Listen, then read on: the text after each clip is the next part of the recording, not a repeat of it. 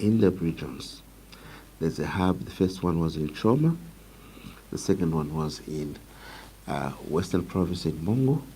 And then we set up one in Chipata, one in Impika to cover Muchinga and Northern, another one in Mansa, another one in Lonsha to cover the Copper Belt. This collapsed the distance our staff had to move to collect medicines. It improved access to safe and efficacious medicines for our people. That was a very serious transformational move, and it really improved outcomes. Fourthly, Zambia had been battling epidemics of cholera. You've touched on a sore point, the issue of NEMA. It was such a transformational move, and like you are saying, it changed access to health from, like you stated, is it 4% to 50%? That was a remarkable change. You've heard, I know you are still explaining, you've heard the criticism that NEMA is facing bankrupts. Others are even calling for its abolition. The private sector is frustrated because it owes them millions and millions of kwacha. As one of those pioneers of this access to universal health through NEMA, what has gone wrong? Just give us a view, because a lot of people are now frustrated with NEMA. Instead of being a solution, it's a pain to those suffering pain already.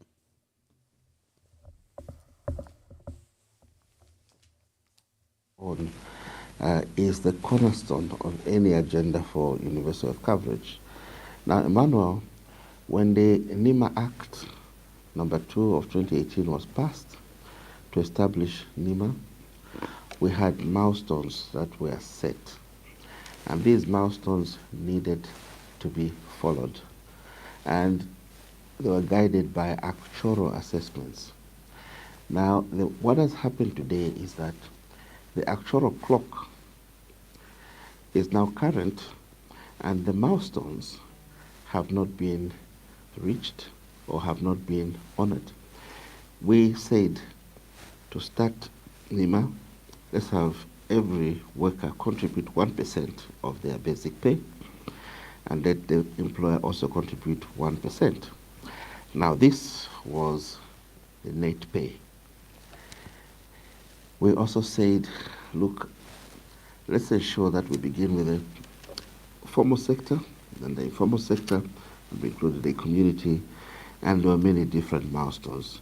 But we did state that at a particular year, we needed to improve on the collections by changing from net to gross as the basis for your deductions.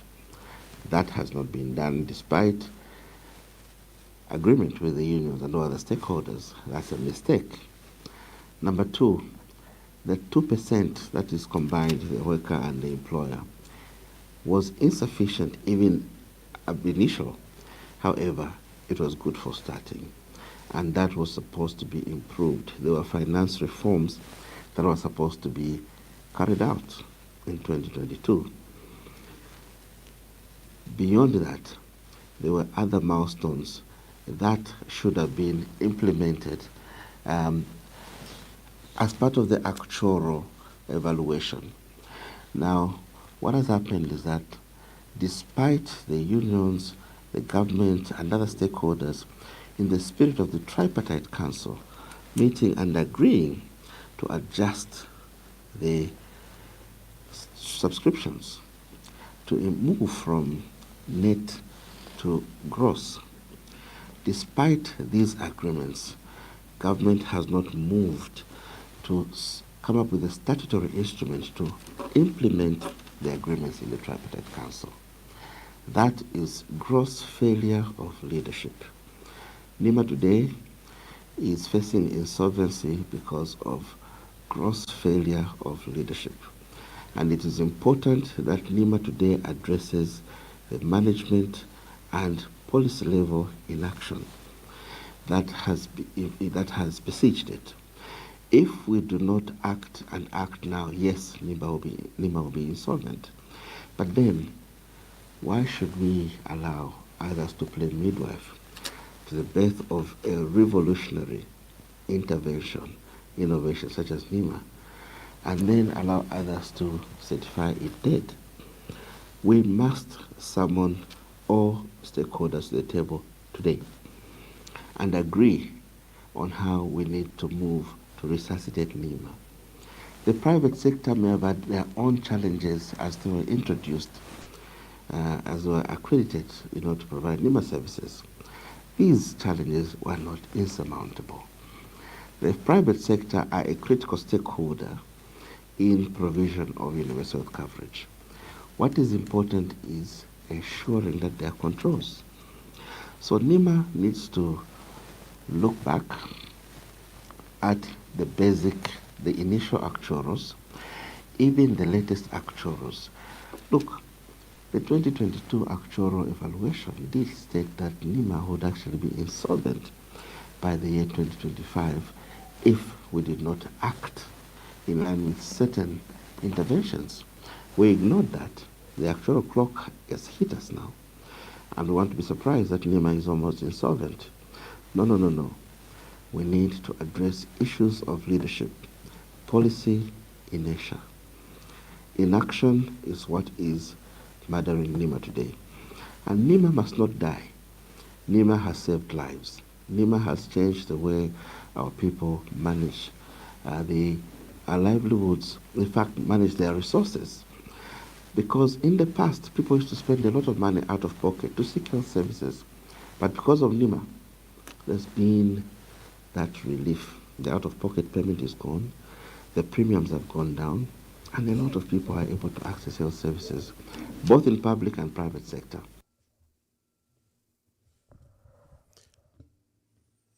Yeah, thank you very much. We have issues of internet from Lusaka, but I know that we will be resolving it. Oh, there is back. Maybe we had power failure. The issues of load shedding in our country remains a big crisis. Doc, before we come to your presidential aspirations in the patriotic front, I think there are two nagging issues that we may have to deal with. Let's start with the issue that saw you leave office as Minister of Health, the so-called honeybee scandal. I think it's an elephant in the room and we can't ignore it. It acts as a blur. It marred your brilliant and successful achievement and career. Just explain to us what this honeybee so-called scandal was, and from your position, and if you're seeking public office, our people are interested. What is this issue? How did it affect you? How have you resolved it? Are you guilty of the allegations? Let's speak to the matter.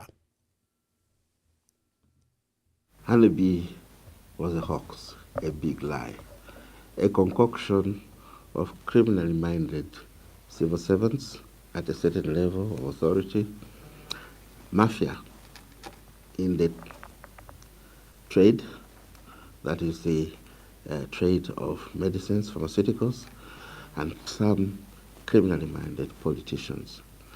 The use of lawfare to fix opponents or perceived political opponents must be frowned upon today and yesterday. There is no pharmacological evidence, pharmacovigilance evidence on the table today to support any of those wild allegations that were made to inflame the emotions of the public. The hoax was basically concocted in order to deal with a perceived political threat. And I'll say boldly today that there are people who designed that hoax, and it was targeted at bringing down a particular individual, and that's me.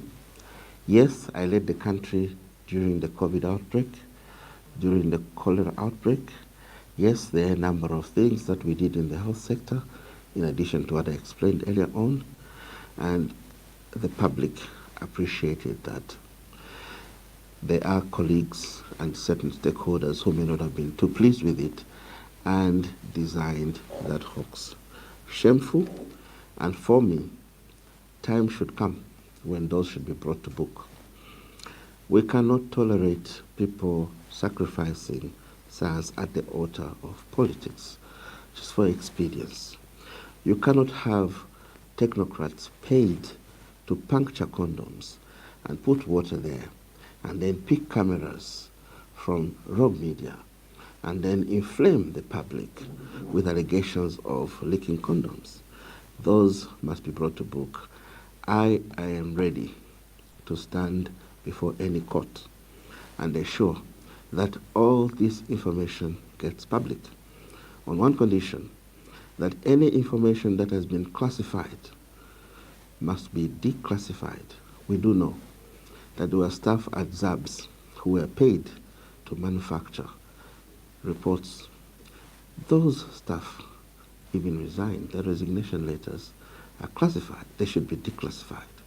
And we must ensure that all criminal elements in the civil service who served during that time and who are still serving are brought to book to ensure that they are brought to account, to book, for inflaming the emotions of the public just to deal with the firm of a perceived political threat. And I may be inclined to closure. I may be inclined to believe you that probably lawfare was used, because at the time I think the party was going to to elections in 2021, and there were indications that the former vice president, Honorable Inonge Mutukwa Winner, was not standing, and that President Edgar Lungu was searching for a running mate.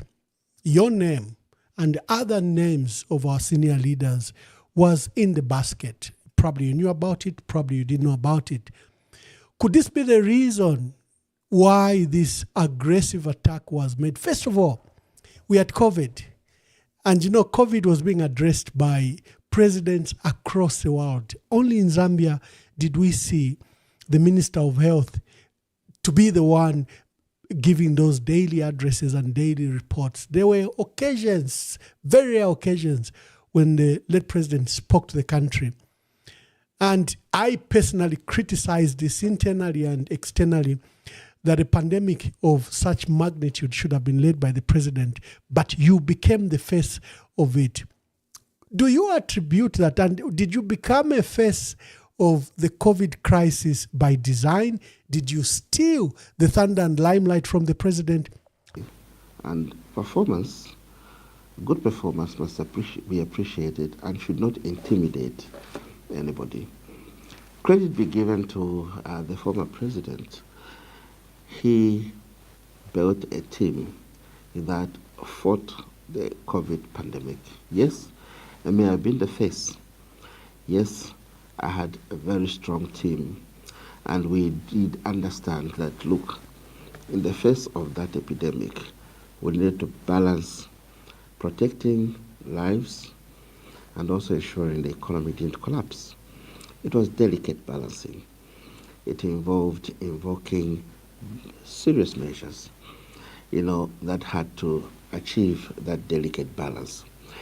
Yes, there are people who went to authorities that be and said, look, because the Minister of Health is addressing the country on a daily basis, is the one running the country, I think that was unreasonable. I want them to know today. There is no single address that I made to the nation that President Lungu didn't know about. As a matter of fact, he had to be briefed every day, and he had to give clearance for every briefing that came out there. And those were technical briefings. I am a medical doctor. Yes, I'm a politician. I'm a medical doctor. And the president Doc, just there. And when we saw the address across the world, especially for major announcements, we were seeing presidents, but Zambia were seeing you. Was that an issue? Like I said, was it by design? Or did President Edgar Lungu trust you to deliver the message? Wasn't it highlighted at a moment like this, probably he needed to make very regular appearances on this issue? And of course, you, the ministers of health, would then take over. I will answer it this way. If you looked at the assessment of performance on the COVID outbreak, on a survey done on 70 countries globally, Zambia was rated first in Africa and fourth globally on those 70 countries. and it had to do with a number of strategies. Number one, leaving technical activities to technical teams does help in structuring the right response and steering the interventions in the right direction. And for me, I give credit to him. It was not a sign of weakness. It was leadership. And the vision in the health sector was his. The face of the health sector in the Patriotic Front Party may have been myself, but the person ultimately in charge was the president. And he was leading from the front and from behind. And therefore, it was not a sign of weakness that he was not addressing the nation in those technical matters. We had engagements with various stakeholders, and there were many, many stakeholders who came on board. The outcomes in the COVID outbreak, the first COVID outbreak, were very good. Morbidity was low, mortality was low, and these are numbers that can be referred to today. And therefore, the president did very well in entrusting the fight against COVID in a technical team, but he had to make bold decisions himself, and that's the reason why every day, before any address, he would be briefed, consulted, and he had to make decisions. He was not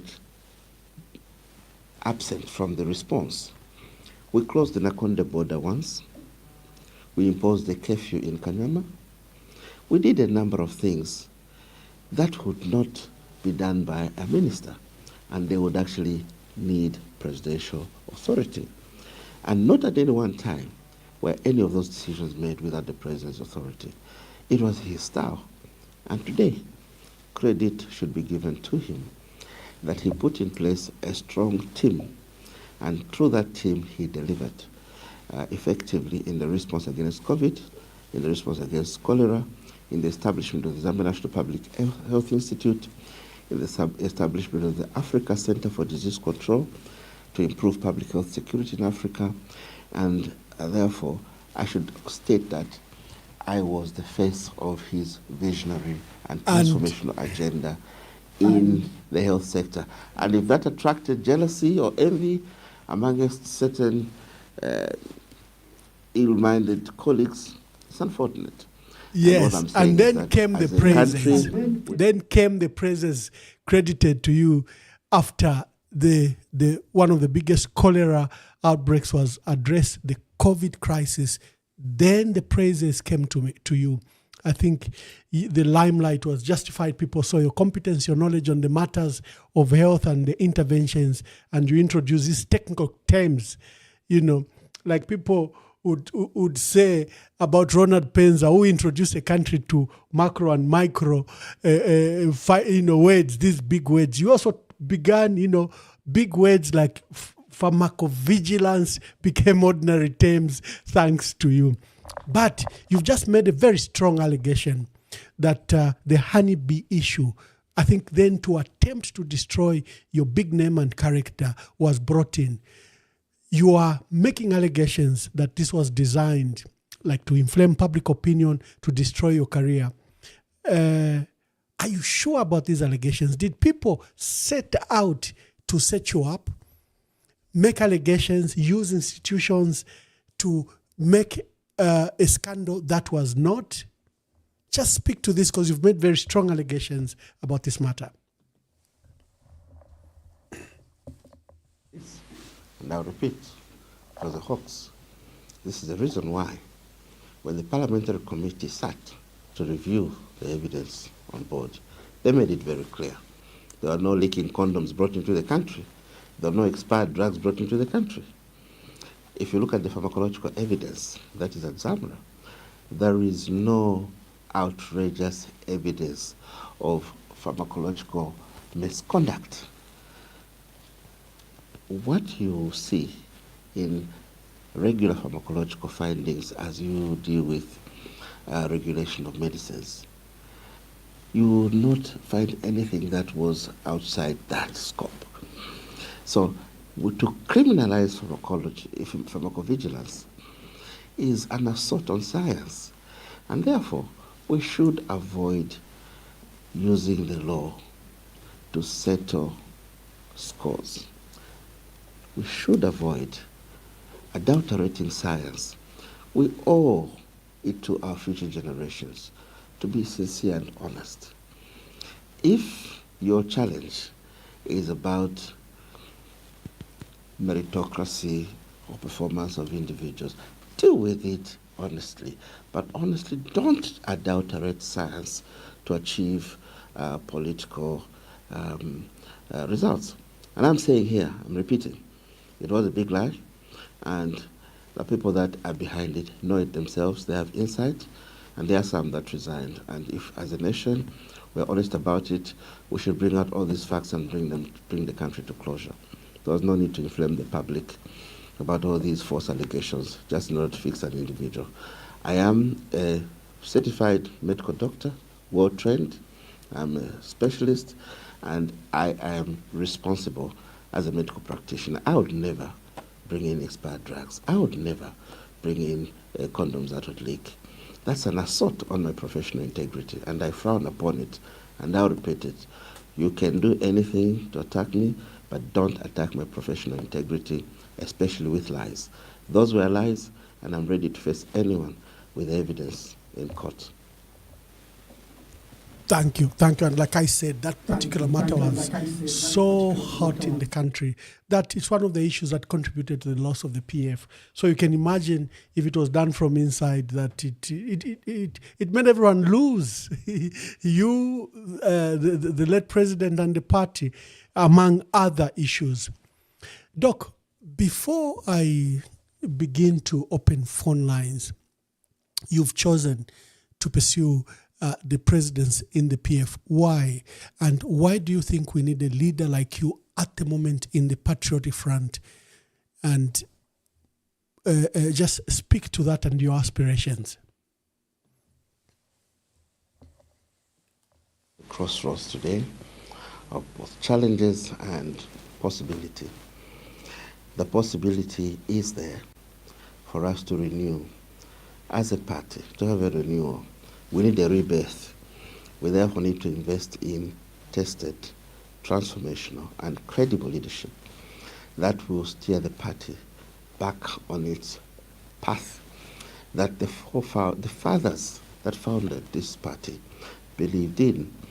I have decided to run for presidency, not for self-accreditation, but for service delivery, and beginning with the party itself, and hopefully with the nomination of the party for the Republican presidency. The party requires a major renewal. It requires to shift trajectory. The party is engulfed in internal wrangles. These are not insurmountable. These are matters that can be resolved as a family. And I believe that what the party is lacking today is credible leadership. It's leadership that can steer the party in a transformational path. I am offering myself to lead, to renew the party, to steer the party in its rebirth. And I'm saying I'm tested, I am transformational, I'm visionary. In Bemba Emmanuel, we say, what I did in the health sector, I'm able to do in the Patriotic Front Party. I'm able to do in other sectors of energy, agriculture, water and sanitation. I'm able to do in all other sectors. There must be recognizable evidence of performance. For one to seek leadership, there must be a track record of recognizable achievements.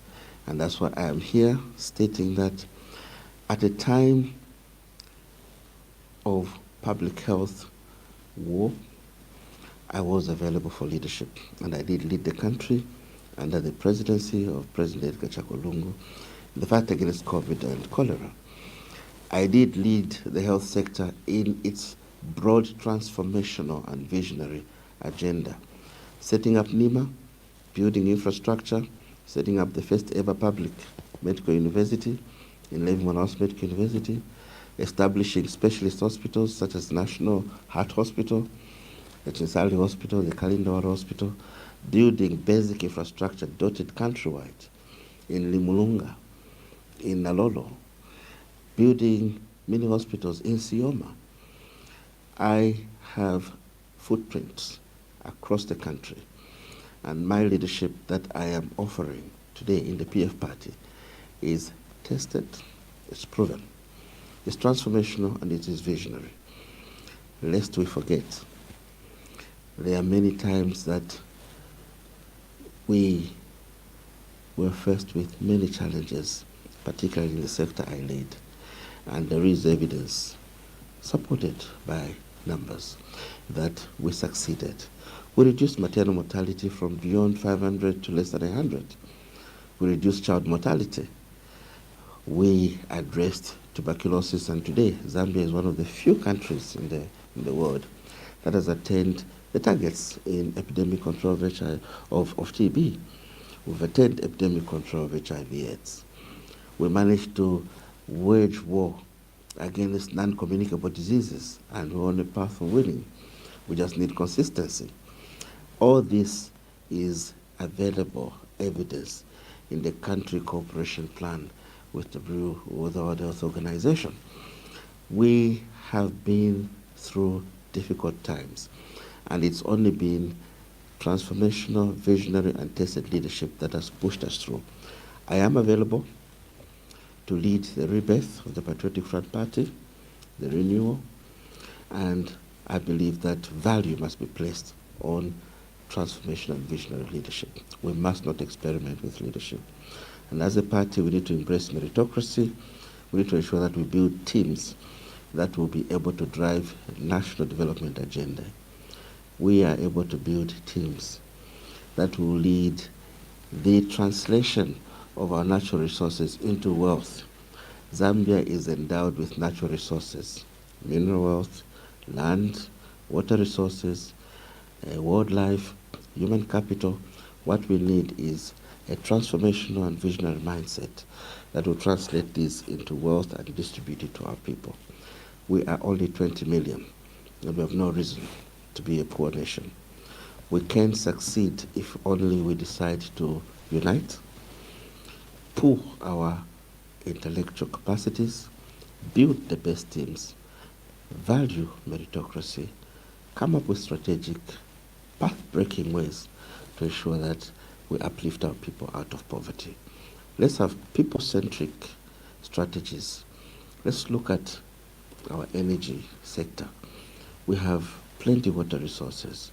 We've got many other opportunities such as solar, coal, and we can address the issue of energy to power our sustainable development. We can translate our vast land resources into wealth, improving our food security. We can feed our people and beyond, the nation. We can afford to improve beneficiation in the mine sector and ensure that Zambians benefit more from their mineral wealth, and ensure that we reinvest that money that we get from our minerals into social services for our people. There are many things that we can do. All this, I'm saying, is doable.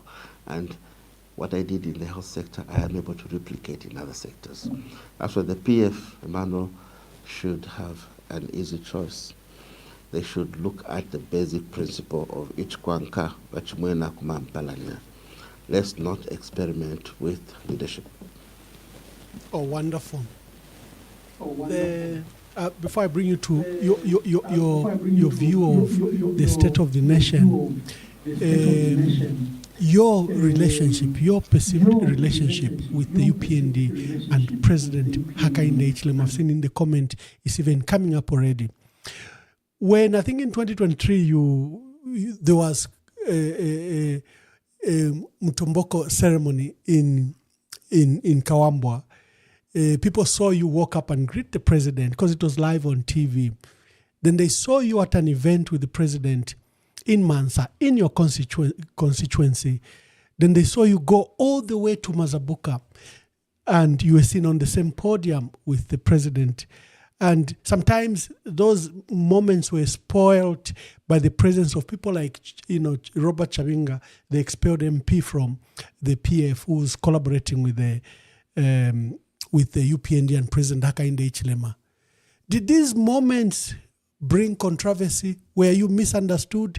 To what extent are you deemed to be, are you collaborating with the UPND and President Hakainde Hichilema? I thought I could bring this up, like you've properly answered the issues of honeybee. Maybe we put this matter to bed, then we come to the state of the country and I open the phone lines. I stated in my preamble that I am a member of Parliament of the people of Mansa Central under the Patriotic Front Party. I have never defected. Those that defected from the PF stated so. I was fired as a minister. I never defected. I was arrested. I never defected. There are people who were fired and they defected, and they were UPND. Some of them have even come back. So I am stating here that I remain Patriotic Front Party and I've never defected. I want to reiterate my belief in how we should live as a people. A member of Parliament represents the interests of the people in the area of jurisdiction. They must lobby for development. They must engage the executive. To believe that to create a scenario that as a member of Parliament who is in the opposition, you would not engage the Minister of Infrastructure in order to lobby for a road in Matanda is not correct.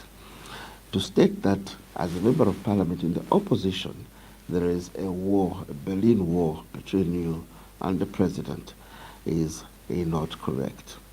Now, let me quickly talk about the instances that you've spoken about. Yes, there was a Mtomboko ceremony. I attend a Mtomboko ceremony every year for many years, unless I'm out of the country or any specific activity that I've been assigned to do or I'm indisposed, I attend the Mtomboko ceremony. That the head of state is coming to officiate at the Mtomboko ceremony will not stop me from going to the Mtomboko ceremony. That the head of state is present at the Mtomboko ceremony will not stop me from paying courtesy on the president when he is there. That it does not mean a defection. It is called respect for leadership. It is called courtesy.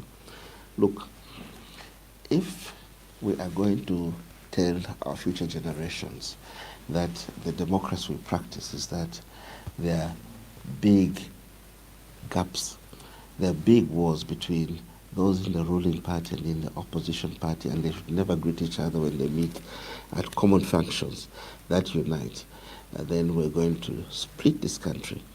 This country should combat regionalism, tribalism, and must address matters of unity practically. And therefore, to accuse a member of Parliament of defection because they have been found in the same traditional function of the president is not appropriate. And talk of the Chabuka ceremony in my own constituency.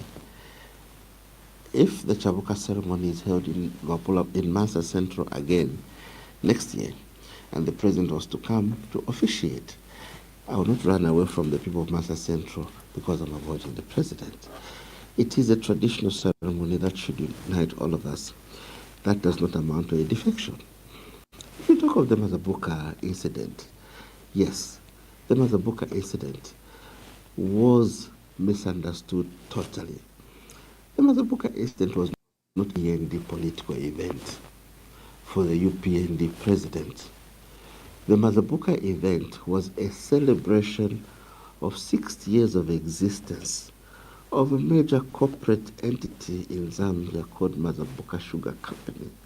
And they invited various stakeholders, including the head of state. And if you ever bothered to look at the program, there were very critical activities. Launching of an outgrower scheme for a significant number of citizens within Mazabuka there. That would change the lifestyle of many. That would be a benchmark for any forward-thinking citizen where they're coming from. There were lessons shared in corporate management, how Mazabuka reached where it was. Of course, Mazabuka has changed ownership over, Mazabuka Sugar Company has changed ownership over many years. So the invitation to Mazabuka was not the invitation of a politician to a political event. That was a corporate event that brought together various stakeholders, and the president did respond to the invitation. And I belong to the National Assembly of Zambia. It is of interest, you must that you know, Emmanuel, that at Parliament there are committees that are led solely by the opposition. PAC is led by the opposition, looks at ministries. Committee on Local Government is led by the opposition. It looks at councils. Parastatal bodies is led by the opposition. It looks at parastatal bodies. And I chair that committee on parastatal bodies. And if you look at the membership of that committee, there is Honorable Kampiongo, there is Honorable Munduvile, there is Honorable Kasandwe, there is Honorable Nyemba of the opposition. As a matter of fact, for those of you who would want to say that is a UPND job, we competed for election for that position with Honorable Kampiongo twice. Well, it was an elective process under the National Assembly guidelines, and I emerged winner of that event. And if I lost, it would have been Honorable Kampiongo. So these should not be misunderstood. If I attend a corporate event and I take interest as the chairman of a parastatal, a business that is, doing well, and there are lessons to learn, that does not amount to a defection. Emmanuel, refer to the address that I made in that 30 minutes chat I had at that reception for the president. I said 60 years of existence of Mazabuka Sugar Company coincides with 60 years of Zambia's independence. It is good that we unite. And therefore, it was a good coincidence. And it was therefore important to reaffirm or to recommit ourselves to a unitary state, and to reaffirm to our commitment to unity. Nothing political. Tell me, Emmanuel, bring out a clip, show the world where I ever said I had defected. But to state that a member of parliament in the opposition will not engage with the executive is outrageously wrong. And if you tell me today that when the president was in the opposition, he never allowed it, if it was wrong, then it doesn't become right today. And I'll say this again, there is no member of parliament in the opposition who will not engage the treasury that is run by the executive in order to deliver on education infrastructure, health infrastructure, roads, and anything else in their constituencies. That's the reason why I was surprised that one of my colleagues recently was criticized for issuing a simple statement that they had seen benefits or delivery on development in their constituencies using a particular line of funding from government. That was just being honest. I reiterate my position. I'm a Patriotic Front member of Parliament. I've never defected. I paid 200,000 kwacha in 2022 to compete for PF presidency. Compete with me on a level ground, and let's just look at merits.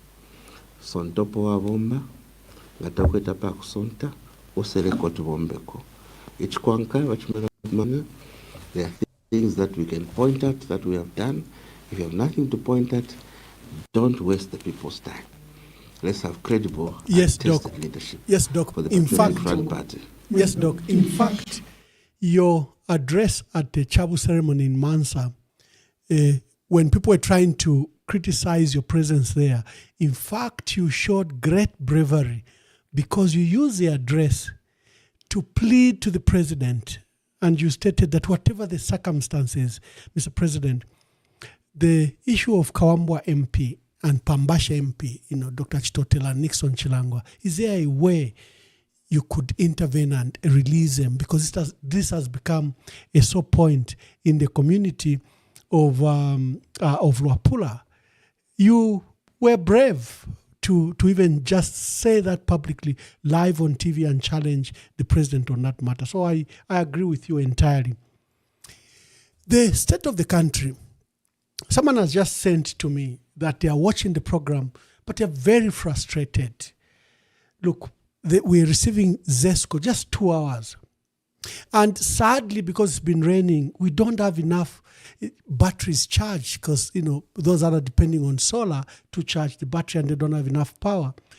And this subsequently also affects communication networks, because they can't be on standby forever. Most of them use solar, and they also run down, and hence we have poor network across the country. This is just a symptom of one of the challenges that this government has faced, that has made Zambians look to the opposition for a solution. What is your review of the state of the country?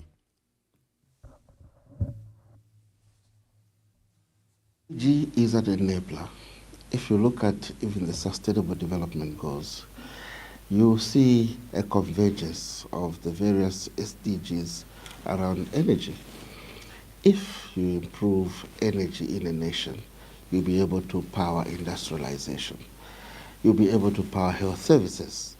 You'll be able to power access to clean and safe water. You'll be able to drive mechanization in agriculture. You'll be able to move education. So energy is central to sustainable development. It is a sermon for all of us today to pool our faculties to ensure that we reinvest in energy. Emmanuel, let's be realistic. The demographics of yesteryears may have matched the investment in the energy sector, but with the demographic expansion, we did not see matching investment in energy infrastructure. So it is incumbent upon those who have their arms on the levers of state power to invest in energy infrastructure, to diversify the energy mix, and ensure that we resolve the issue of energy. It does not exonerate those of us who were in power before. We should have also looked at investing sufficiently in energy. However, it is a collective problem that we must address as a people. We must look at the various solutions that are on the table. This is a sermon to all the technical authorities. Let's look at accelerating towards a time when we can have, an energy mix that brings in solar power, coal-powered electricity, hydropower, and we have so many waterfalls in the country. And if we didn't invest yesterday, it's time now to forge strategic partnerships to invest in energy. It is an enabler. And yes, our people will be frustrated with load shedding. There are these small-scale businessmen, some are just barbershop owners. They will not be able to do their work without power. Some are welders, they will not be able to do their work without power. Even in homes, it's difficult to study for the children living without power. So it is a collective challenge that we must address as a people. It is an emergency we must face. And I'll state here, yes, there is a huge challenge to do with energy, and government, charged with the responsibility to manage the affairs of the nation, should lead transformational and visionary strategies to ensure that they lift us out of the energy crisis of today, notwithstanding the fact that we could have done better previously in investing in infrastructure for energy. Indeed. In fact, there's a good report. The peer found a big challenge in the energy sector. They only found 1,600 megawatts installed capacity, and they ramped it up to 3,400, all the investment that was done in mini hydro from Kawambwa, Mpulungu, and to the big ones like Iteji, then the Kariba North Bank and Kafiwe Gorge, which was the biggest investment of about $2.1 billion. So there was that jump from 1,600 megawatts to 3,400. And at least they began to roll out solar, Bangweulu and the other one, but it was only about 94 megawatts. And it's good that probably this government has begun to expand. But I draw inspiration from literally a reprimand that Dangote, the Nigerian billionaire and investor in public sector, did yesterday to the president. He simply told him, these solar and green issues, don't listen to them. First attend to your core power. To your base load. And your base load here in Zambia, you are privileged. You have up to 200 years worth of deposits in Sinazongwe and Mamba. That's invest in it. And he said, look at the people telling us to go green and solar, which is not very reliable. They themselves are using more coal than us. And he gave an example of Germany, which is using more coal and they're importing it from South Africa than South Africa is using on its coal. In fact, there's a big rollback on South Africa that it should move away from coal. And, President Cyril Ramaphosa made that major announcement. And UK has just reopened a 30-year-old mine and has given out new licenses. Clearly, I think we need to also exploit Mamba collieries. Dr. Chitalu Chilufya, I'll subject you to calls from our people. I think you've explained very well on your leadership and the disposition, and you've put away, especially the so-called controversies. Let me play Dangote, and to you, our dear viewers, we are hosting Dr. Chitalu Chilufya, current MP for Mansa Central, former Minister of Health, a man of great experience, just in the health sector and across, and is a presidential aspirant in the Patriotic Front. Is among those, we have a huge number, about 13, is among those that initially paid the 9. So join the conversation and let's participate in the debate. The green one that they're talking about, which is,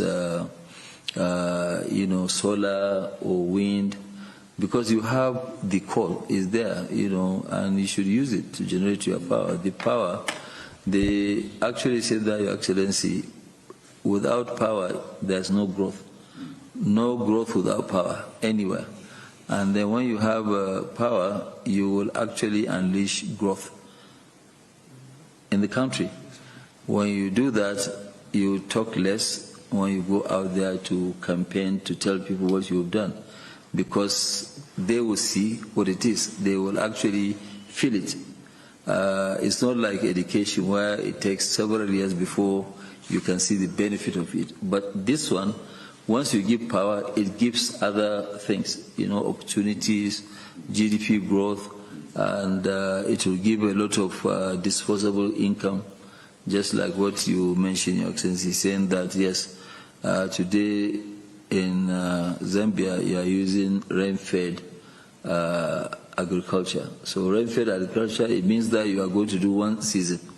But right now, you go to countries where they are doing 3 crops per season. So if you are going to do 3 crops, it means that something like maize, which you are good at, you'll actually flood the entire African continent with maize. So, but right now, a lot of people, they're importing, maize, African countries. And one of the things that I have to also say, Your Excellency, is that being a landlocked, for example, is actually a big opportunity for you because you are surrounded by 9 countries. So when you do well, and I'm sure the time will come when there will be a race, Your Excellency, because your colleagues that surround you, the 9 of them, when they see how well you are doing, they too, so it will be a race to see who will do best. That is how they are able to grow, the economy of Asia, because it was a race. Singapore, Malaysia. Thank you. Those were the views of Dangote billionaire from Nigerian billionaire is the richest black man, but he's invested in sectors such as energy, food, and in Zambia he has Dangote cement. He probably is going to expand more. We have various scholars. We are hosting Dr. Chitalu Chilufya, former Minister of Health and Patriotic Front presidential candidate. Caller, please tell us your name and where you're calling us from. Good evening, Ambassador. Good evening. Thank you. And good evening to Dr. Chitalu Chilufya. Thank you. Thank you. Well, my name is Isaac Mulezuma Njovu. And I'm very... I've been following of of course, our Honorable Dr. Chilufya's submission. But mine will draw attention to the health sector because from his submission, I could, of course, relate to what the vision of the Patriotic Front manifesto of 2021 to 2026 of making a great nation. But mine is, of course, on health, on the health sector point of view. I would like to get, of course, a response from Dr. Chitalu Chilufya. Zambia, over the years, and where we are today, indeed, we have made so much progress in many aspects, but we still desire to see a great, of course, health system. In this regard, my question to him is with happenings in Zambia and where we are today in terms of health and also on mental health, we have a future that is seemingly to be a very a concern because each and every family could have experienced, could be young ones who have over the time have not been as in presenting themselves to be an answer or a solution to a future, but induced into could be drugs and everything, but also losing the focus and in absence of impact that can come from the government to empowering them to be a product that a future we need or require given an opportunity. Sir, Dr. Chilufya, you being, of course, an health expert and also understanding the aspect of mental health in Zambia, what is your vision and what are you telling the Zambian people today in how best this can be addressed, considering that we need a productive nation, and to have a productive nation, we need to have a human capital that is well equipped mentally, physically, and health going forth. Thank you, and thank you to you, Ambassador. Thank you very much. We are taking calls. We have Dr. Chitalu Chilufya, presidential candidate in the Patriotic Front and former Minister of Health. Hello, caller. Please tell us your name and where you're calling us from.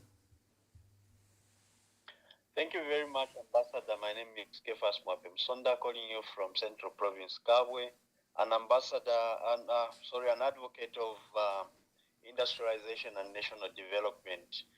Dr. Chilufya, good evening. Yes, I can hear you. Proceed with your question or contribution. Thank you very much. Ambassador Mwamba, I think Dr. Chilufya did very exemplary well when he was Minister of Health. And at such a time, just like you alluded to, when we had the COVID 2019, it was so difficult for the country to believe and trust this pandemic given to the nation. I think it was equal to the task.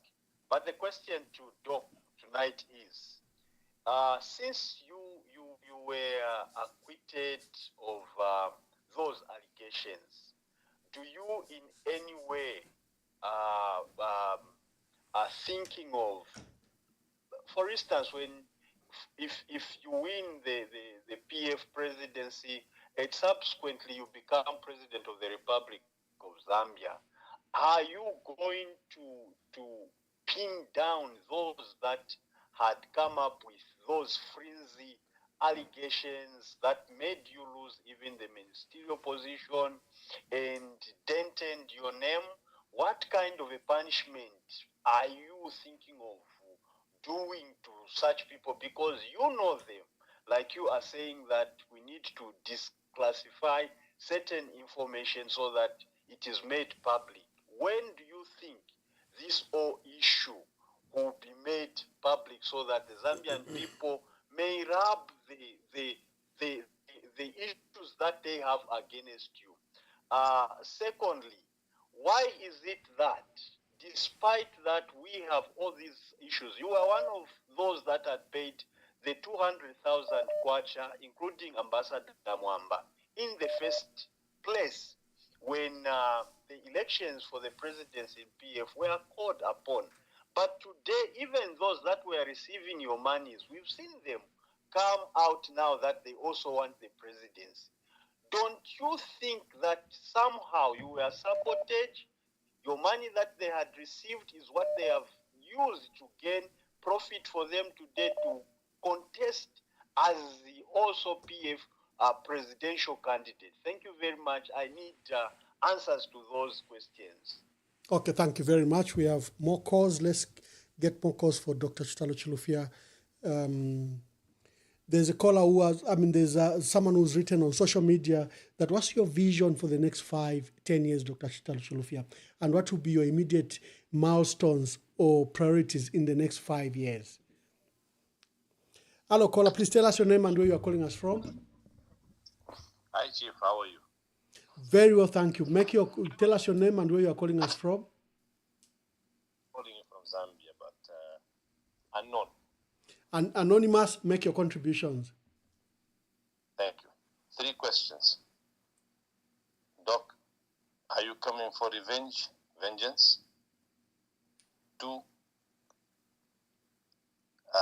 are you going to tell the people if you fail, you can hand over? 3 is, are you going to accept everybody as one and no divisions, and you will not bring politics of division and no hate speech? Yeah, that's about it. Okay, thank you very much. Among the key questions there from a caller, anonymous, is you are willing to lead. Are you able to be led?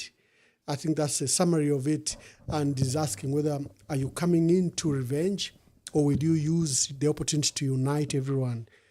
Let me take a few more calls and then we allow Doc to answer.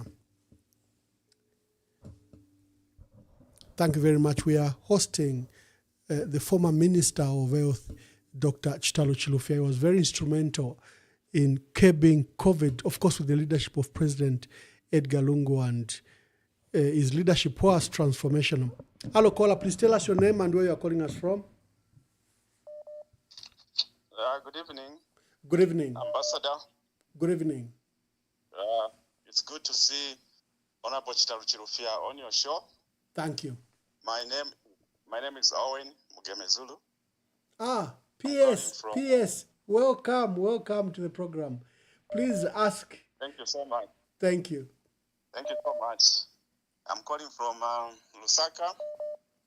Ambassador, I just want to thank Honorable Chilufya for what he did for our health sector.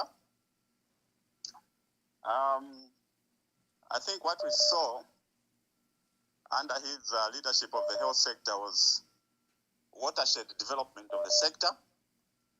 This man deserves accolades and flowers for the wonderful job that he did. Dr. Chilufya's record is a classic example of what a country gets when you put professionals in critical sectors like health.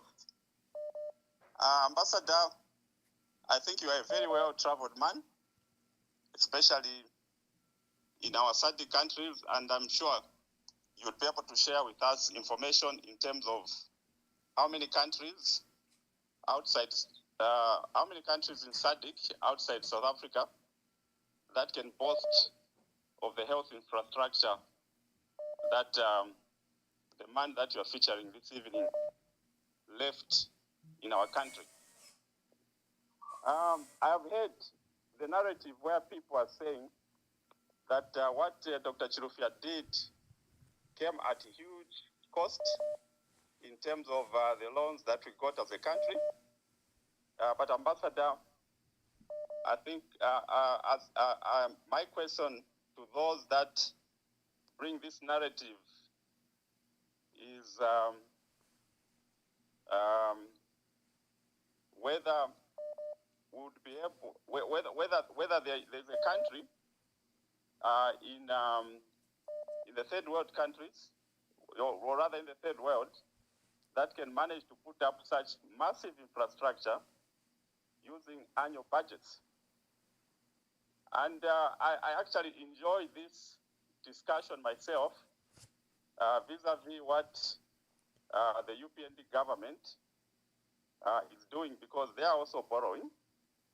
And every time they talk about the debt, I keep looking at my notes to see how they are using that debt. So I just want to say that Honorable Chilufya's name will be permanently etched in our history as one of our best ministers of health. And I know that there's a lot that will be said about, things just to detract on his record. But I think he needs to move with his head high, because what he did in our health sector is tremendous. So I don't have much to say, but just to thank him, and to wish him all the best in whatever he's trying to do in his life going forward. Thank you, Ambassador. Thank you, PS. Thank you for that call, PS Mgeme Zulu, Owen Mgeme Zulu. Tremendous contribution there, and recognizing the contributions of Dr. Chitalu Chilufya. Hello, caller. Please tell us your name and where you are calling us from. Good evening, Ambassador Mamba. Good evening. Good evening, Doc. Yeah, make your contributions. Unknown, Doc. Ambassador Mamba. Yes, Anonymous. Make your contribution. For me, yes. For me, I just want to congratulate the job he did. That the man, everyone we saw what he did. My question is, God willing, if he goes through, is he also going to maintain the same law? Thank you. Thank you very much. Maybe let me take the last call, then I invite Chilufya to answer. Hello, caller. Please tell us your name and where you are calling us from. Good evening, Ambassador. Bamunkonge, make your contributions. Kwena Ambassador, paluvali lwa Dr. Chitalu. State ngande pwefingi pantu. Uwumi bwabwo nali bwishiba nangu ineta banjishibo mulandi wakwe bati nalipera abantu muchinshi ababa murupwa rwa Iglesia abantu abareba trust kuma bishops nangu before tabara kwate ekyo ekifulo balipera okulingana n'emibombere yabo neffe babombere twalifi mwana nomba chimbye kyo ndera ndako limwali mwemisura na shena nga shapitirira fintu tafiba bwino bantu obuteko tetimupite na mumbali limwe omuntu ngali kurufyanya nango wamwerera chaliringa wamulango kwebata lirufyanya okukira wamwerera orole mulanga kwati tarufyenye because ministry yabo bali babepeshe fintu fya kwebati bambina pali ino nshita fyali bange fishinga ifya chita affect na PF yonse PF government. Lero abantu balishibiko kwebati ba PF government balifya abalala kyapalire mulamu government mwali abantu abalebomba against development ya PF government pakoye bati balaba mbi bese mu buteeko nombayepo baliisa mu buteeko olwo bafira okukita ekintu kiri kyonse apana pena nishina bena po bafuire bayima pasweka ukusoza ku bantu mwe bantu fira mwamufuire fyaso fyali fyabufi aba bantu ekyo balefu yakwisa pa kifulo n'obufi bwali muli ifi nefi kira kiputulwa amabufi yonza abantu bakitashani baishi babantu fe balirira ba PF tekwe bati babalirira ati ba PF babuhere pantu abepesha obufi abantu abashinikisha tibufi ichirenga mulando wakwe bati abantu life baleikala like kutina pera example kuma farmers ba farmer bale kwata imifundo mumayanda n'amakapito yawe yali yapantanshi bamba n'okuyishitira omufundo emufundo baleshita inonshita noba basasanga okwe bati mufundo wa chepa so bamona okwe bati awo ya government kanshi yaliwe load shedding kwaba firi hours abantu bamona tana ngo balera ndati ba PF tatwale echure fe no load shedding abantu abene balemona nombana imwe ba PF shirashimbinka masho bale mibepesha nefe bale mipakasa enshita mufuire mwafu makunse ngata murefu makunse n'okulanda ekingalenga abantu bale mitungani okwe bati limbi mule mfana n'obuteeko obuleteeka pantu mulefirwa bwena bulo obuteeko olwo bwale lwisho okwisa pa kifulo tabwale ennyunfuire oluse napali ino instatabire ennyunfuire oluse lolesheni bakirangwa bafe bale ekyula olwo imbi kwesheni ndeipushaako nga kyakwe bati Lwapura United yona ishibe na inonstanga ni Lwapura United ushe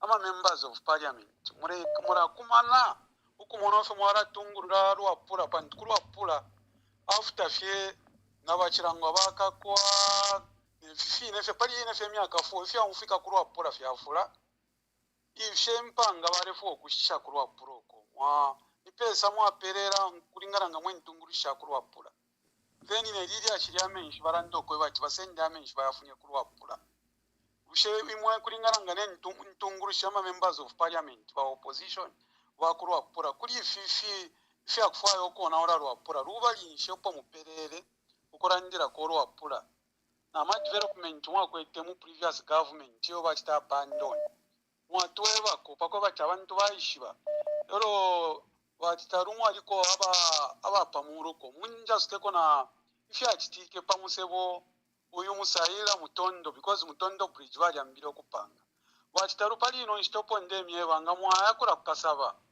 nga mwafika pamansa kombe imyoto katashia kukasaba kulya bapita kulya kwa timulea kulo kushare pite myoto ke kupite myoto ko kupita kwa kasuba kumpanga kulye kwa pito musebo ulyo musebo gravel tawomba waliona ika after chief mwewa chief mwanza kombe kuyafika kasaba hospital 30 so chimbyocho ninga landa ko bachitaru mwali kwata ubutungurushu bwashipa ndelomba kona abantu benga mistiki shalero mwali kwata fe mwinga chitakuchalo nangula chakwe bati tamusalirwe ngentungurushu nga tungirira ichironganino lero namkwata inchito ikuru yakutwala echironganino pantanshi mwikwa tamufire mwasa kwata omutima uwachipyo pantu imirimo bamishira chikuru murandife wakwe bati fya chitike wonse tatwachitire chani tafyawo eme lero omutima orawe no mwakwata afweni chironganino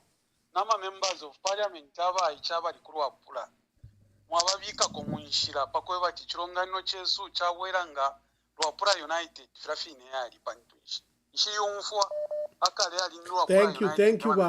Thank you. They can trust ko no. So thank you very much Wamunkonge. Let me take the last call. It's been very insistent call. Hello caller, please tell us your name and where you are calling us from. Hello, good evening. I'm Teddy Mwaba calling from Lusaka. Teddy, make your contributions quickly. Yeah, well, I'd like to commend Dr. Chilufya because he left visible works that we are able to see today. And we thank him and what he did for the nation. So what we are saying, we don't only just to stop where our predecessors left, because you know the Western world, they have about 300-year program. Those who leave office, they continue from there, and the nation population is growing. So we don't need to stack ourselves and start thinking about where we are going to go. Currently, we have seen people sleeping on the floor at UTH. This is the common thing in all these mini hospitals. So what we need to do going forward is to do mini hospitals in all the urban wards, even in rural wards, so that health coverage reaches to main areas. So thank you, Dr. Chilufya, for the great works you did. And Emmanuel Mwamba, the ambassador, thank you very much for enlightening us for what is going on in the nation. God give you grace. Thank you very much. Let me bring Dr. Chitalu Chilufya to answer this question. Doc. Let me begin by thanking all the callers for the kind words of encouragement and appreciation for the service to the nation. I thank PS Zulu, I thank the anonymous callers, and I thank all the other callers for the kind words of encouragement.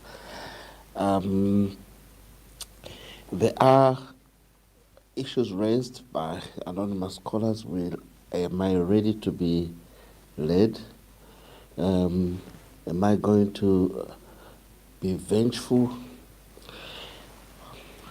Number one, I am a Christian. Vengeance is for God, and I will have no time in position of power to start revenging on anyone. The judiciary is our last bastion of hope, and politicians must not be seen to be interfering in the administration of justice. And if a justice is being administered, that should neither be misconstrued to be vengeance, as long as there is no will, there is no interference from politicians. That must be frowned upon. I am not a vengeful person, and vengeance is for God.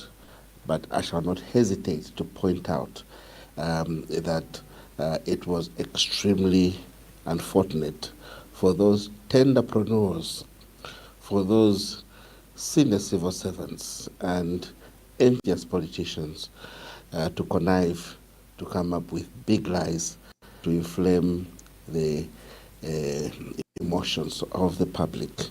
That must not happen again, and I am hopeful that with our judiciary as the last bastion of hope, we should be able to put these matters to rest. Am I ready to be led? I believe in respecting the will of the people, and I will present myself to the people, to the structures, as an aspirant for leadership, and I will make it very clear, as I am now, that I am ready to lead, that I possess the necessary credentials, I have the necessary experience, and I have served at critical levels of governance, and I must reiterate my position that to aspire to lead, one must have recognizable track record of past performance. We cannot just become. We must have evidence of what we have done in the past, and we must also ensure that as a team, we are honest with ourselves and be able to respect each other's abilities and disabilities. And if the people decide that it should be somebody else, I shall respect the will of the people and be led by one who the people shall lead. This is not to say that I am preparing to lose. I am winning the next PF election. Secondly, there was a question on the issue of the issue of unity in the country, what has been happening. Like I've said before, I believe in a unitary state, and I believe that Zambians, led by politicians, must unite the country. We must ensure that we do not focus on anything that promotes regionalism, tribalism, and any other form of discrimination. Zambia is a land where everyone should be seen as an equal. There should be equality of opportunity, there should be fairness, there should be social justice, and unqualified commitment by all of us to democratic ideals. We must invest in strong democratic institutions that assure delivery of social services to all the citizens. I will state again that we are a party of hope, and we are ready as a party to build internal consensus. What we just need is broad-based renewal, rebirth. We need to build unity, and in order to achieve this, we need credible leadership, and that's the reason I'm offering myself for leadership. Even in the shadow of death of our founding fathers, the first two presidents, we can rise yet again if we are just united. And I want to thank again all the callers who have expressed kind words of appreciation for the work that we did together. Indeed, what is my plan for the next 5 years? First of all, sustainable development that focuses on people would be my priority. We would be focusing on ensuring that we build a team that would drive an agenda to translate Zambia's natural resources into wealth and distribute this wealth equitably. Would promote strong institutions of governance, of democracy, and ensure that there is a country where everyone has an opportunity, there is equality of opportunity and fairness. And we must also state that the priorities that shall be set out shall be solely people-centric and shall be structured in such a way as to ensure that sustainable development is assured for our people. We are a land of promise. We are 20 million people, well endowed with natural resources, with strategic transformation and visionary leadership, which I'm ready to provide. Zambia is able to reach its target of becoming a prosperous nation by the year 2030. Thank you, Doc. Before I ask you to say your last remarks, Father Pombo from Italy is a senior leader. Will allow him to ask you whatever question. Father Mwansa Pombo from Italy. We're just about to close the program, but your remarks or questions to Dr. Chitalu Chilufya will form part of the last cause, or exactly what we fear. We could be losing power because of this load shedding. But Father, ask your question as I try to get Dr. Chitalu back. Right. Good evening, everybody. Good evening, thank you very much for giving me this precious opportunity also to contribute. Being a patriotic, I really get proud and I'm amazed. I have to thank you, first of all. I thank you for whatever you are doing. You are doing a great job. May God bless you. Now coming to what Dr. Chilufya has elaborated, very well focused man, I think very respectable person. There has been issues surrounding Dr. Chilufya reputation. I think he's coming out clean, and we thank God. I think we need people like him who are so cool, so sober, to participate in the political affairs of our country. That said, but Dr. Chilufya, Nala Kwatafe question. I think some callers have already mentioned this. There's been issues where people were suspecting you to collide with the ruling party. No, you are not the only one. I have to mention here, like also Honorable Brian Mundribe, our minister, people were talking words, saying words. Muchibemba, Dr. Muchibemba tulanda ti, apafuuka ekyushi n'enshipa ly'omuliro. Nangwa ekyushi tekifuuka apa shiri omuliro. So, Dr. Chilufya, mwe bantu bakwaleesa. Munenefu abantu baleekyula. Abantu baleekyula. Ifwe nga nineewo ensoni nshirewo nfa n'okulanda pamulabaasa muri paliifyo fonderanda pantu twalilandira pali ba Dr. ECL. Alayini twalilandire ba Dr. Chilufya. You remember me very well. We said many things negative about Dr. ECL. I didn't understand that there was a lot of propaganda behind to tarnish the reputation of this man. I never knew. I'm saying it now. I can see it. I can listen to what is happening and say, I never knew how great Dr. ECL was until what is happening now. So about Dr. Chilufya, apart from your predisposition of candidature as a former, as a future president of PF,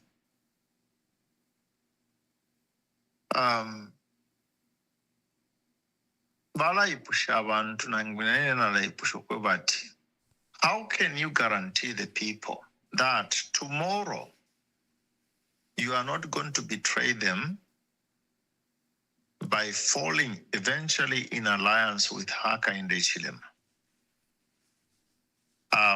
It's the same thing that people are asking with Honorable Mundubile. I respect all of you, myself. That's my position. I respect all the candidates, and I would love you to go and compete because competition is healthy. So I respect all of you as candidates. Nomba, nshirefo kupita mumbali na ngukufisa nshike umuto wandi mumuchanga nga ostrich. Ishimubili chonsina chishala kunsio kubati akamutweka yashi kwa mumuchanga. Inende focus pano na okumipusha wa Dr. Chilufya. What is your word to the Zambian people that tomorrow you do not betray the PF and to fall in alliance with President Hakainde Hichilema? Thank you very much. Thank you very much. Doka, to allow Father Oscar Monsa Pombo from the Vatican is a prolific contributor, but is also a senior, is a Catholic priest based in Italy and is a senior contributor to the governance of our country. What will be your last word? I think we've had a wonderful podcast where you've clarified all these issues, but you can use, for purposes of emphasis, you can use your closing remarks to answer to some of these issues. And I'm glad that despite the load shedding in Lusaka, despite the lack of power, we've had very good numbers. So thank you to our callers and thank you to all you dear viewers who, whatever the challenges they're throwing at us, and this being a Friday, you still turn up and follow the podcast. God bless you and thank you for that. Let me bring in Dr. Chitalu Chilufya to make his closing remarks and answer some of the issues that have been raised by Father Pombo. First of all, let me appreciate, Father Oscar for his contribution. The tone, I must confess, sounded like the Chilapiro. And my father, I want to assure you that I have a lot of respect for the church. It's a moral voice for the people, and all those charged with the responsibility to govern the people have an inescapable duty to listen to you, because you only speak on behalf of the people. You mean well, and what you say will be a guide to us. And in my view, it is my practice, I must state, that forging partnership with the church is a very huge investment in good governance, because that's the moral voice, and they speak for the people, and you mean well. And I appreciate the feedback that you are giving. Mutwafwe washifwe twalikuwa tuwafya mufikasa fya chalo twalikuwa telingi abanesu mukufaya okuchinga abanabo okulabo mfya propaganda nalimo okulayila mfya nokuma nemboyo okulabo mfya propaganda mutwafwe mutukule bashifwe gafilafili natulondola pakubala abaya ku PND, abaya ku FDD, abaya ku Citizens First, abaya kuma parties yambi ayapusana valia ine shaya nangukumo. Despite the adversities that I have faced in the party, I have not moved. Washifwe, I can only assure you that the people that gave me the mandate to represent them shall never be let down. And what I stand for is what the people say. So I hear your wise counsel, and I cannot say more than, add more than what you said. All to say is that our role as politicians is to represent the views of our people, and that's exactly that I commit to represent the people honestly, and to ensure that their interests come first. And that's the reason why I'm saying, Bashifwe, that as I aspire for leadership, I will be focusing on a people-centric approach and ensuring that anything that we do is service delivery oriented. Yes, many say you've been quiet, and the reason you've been quiet is because you have moved. No, watira tulubulo lwa mwipi kubangirira abepi bali bangirira ine ba Emmanuel ndi mtali even ambireret. But on a lighter note, and all I'm saying is I am available to lead the party in the renewal process, to ensure that we build internal consensus. We need that broad-based renewal. We need a rebirth as a party, and we need to ensure that we sit and overcome whatever internal challenges we face and offer the Zambian people an alternative. As we do all this, let us remember that we have a duty to unite as a people across the political aisle and ensure that even in our politics, we do not denigrate or disintegrate the nation, but ensure that we focus on development and uplifting our people out of poverty. So I want to thank you, Emmanuel Mamba, for the opportunity to appear before this show. And I will conclude by saying that I have decided to run for PF presidency to offer that tested leadership that can transform the party, and what I've done in the past should be the guiding light as to what I would do with the party and with the nomination of everyone at national level. So I am looking forward to the date when we hold this competitive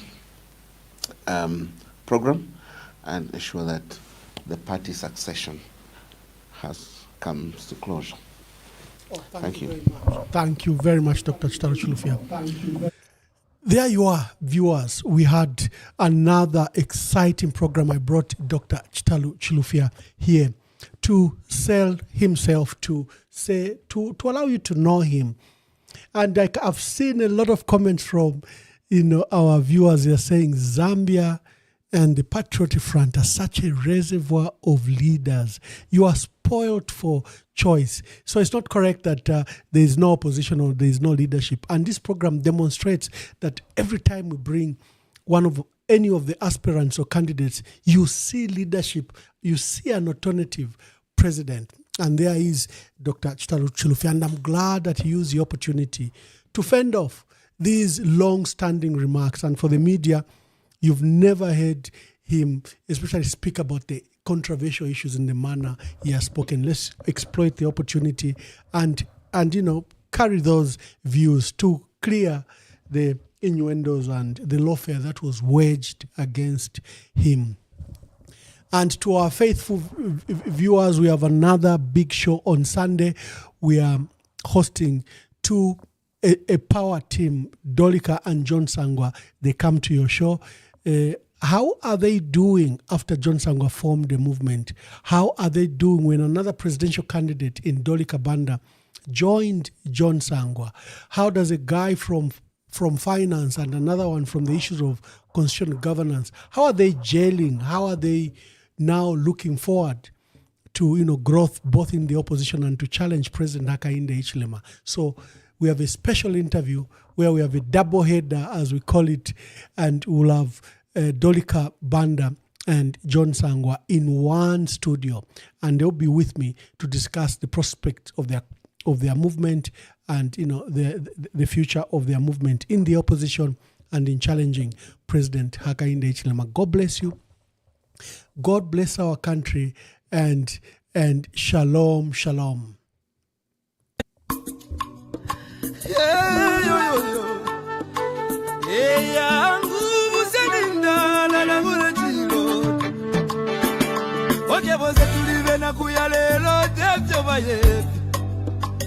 Amitapendwa ya vintu ifisume vyote kula kuibukisha Kanate pochimo wimbo watemenwa katongi Abazunga batita katongi Nakula kuibukisha kateka Kaibukubuna kapona Neseko siove pamenso Yangu ama umebaya Iyaba ume Iyaba ume Kateka wabantu Twakulila lelo twakulila Shika kukonke milimo shove